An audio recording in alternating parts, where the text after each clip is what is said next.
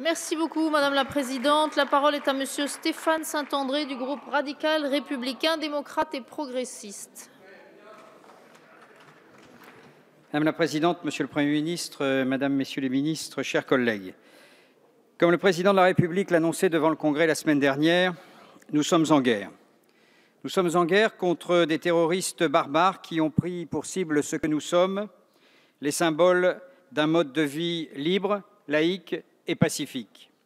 Nous sommes en guerre, une guerre d'un autre type qui n'est plus conventionnelle entre États, mais a quitté les champs de bataille et les états-majors. C'est une guerre asymétrique fondée sur l'hyperterrorisme, une guerre qui est descendue dans la rue, dans les cafés, une guerre qui est descendue dans les salles de spectacle et qui tue des désarmés. Nous sommes en guerre contre Daesh.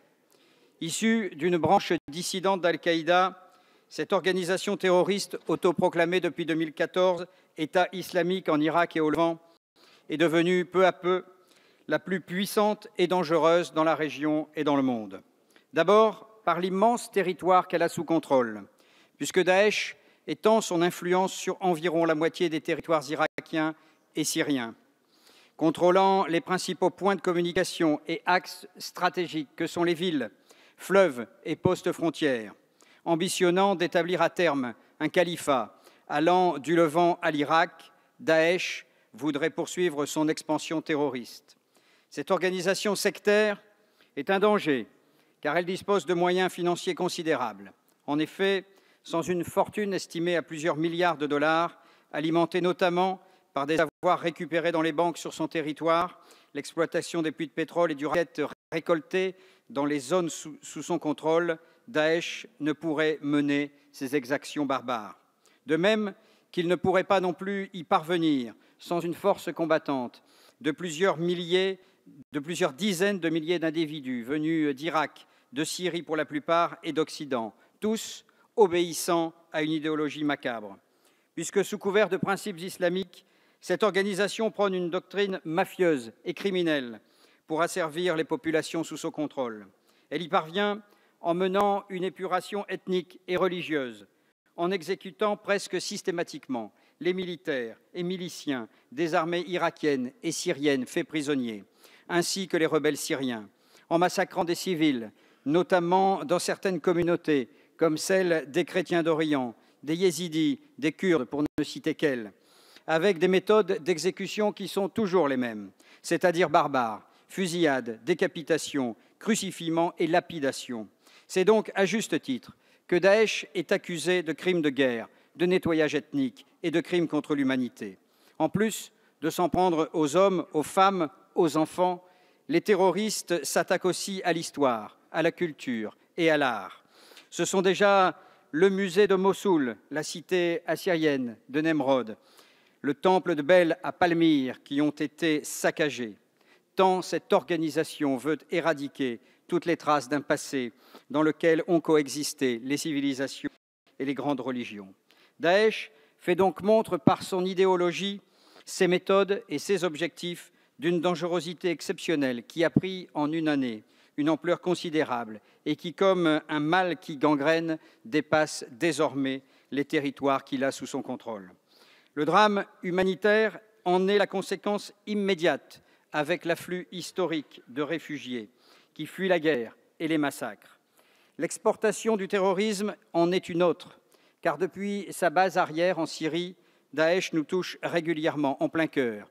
Les événements tragiques que nous vivons depuis le début de l'année l'illustrent bien sombrement.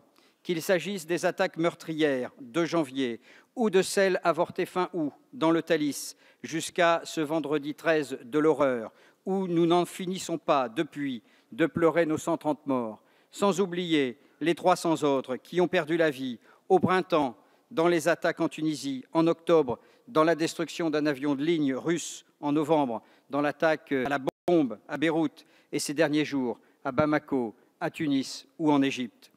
Face à cette menace d'abord, puis à ces attaques ensuite, la France n'a pas tardé à réagir. D'abord en Irak, puisque dès août 2014, en parallèle avec les frappes aériennes américaines menées dans le nord irakien, notre pays a commencé par envoyer de l'aide humanitaire aux réfugiés fuyant l'avancée de Daesh, avant de livrer des armes aux forces kurdes et irakiennes en première ligne dans le combat contre les djihadistes. Puis, quant à la demande du gouvernement irakien, dans le cadre des résolutions adoptées par le Conseil de sécurité des Nations unies, une large coalition internationale s'est formée.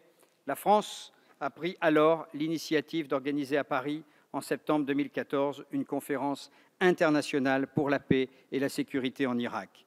Et quelques jours après, elle lançait l'opération Chamal. Cette dernière, basée aux Émirats arabes unis et en Jordanie, est forte alors de plus de 800 militaires et d'un dispositif important, notamment avec plusieurs avions Mirage, Rafale et Mirage, s'est montrée très active, puisqu'en étroite coordination avec nos alliés présents dans la région, elle a permis, dans cette véritable guerre d'usure, des avancées significatives en fournissant un appui aérien aux forces armées irakiennes et en acquérant du renseignement sur les positions et les mouvements des terroristes. Cependant, Daesh a poursuivi ses atrocités et son emprise jusqu'en Syrie. Le président de la République, chef des armées, a alors décidé, en septembre dernier, l'engagement de nos forces aériennes pour des vols de reconnaissance au-dessus du territoire syrien. Le but, permettre aux services français de collecter du renseignement sur les centres d'entraînement et de décision et d'éventuellement les frapper. Il a alors reçu l'aval du Parlement. Ainsi, la France a pu frapper à 3 reprises, avec succès, sur des camps d'entraînement de combattants étrangers. À la suite des attentats meurtriers sur notre territoire, le temps est donc venu d'amplifier cet effort en menant, pour reprendre l'expression présidentielle, un combat sans merci.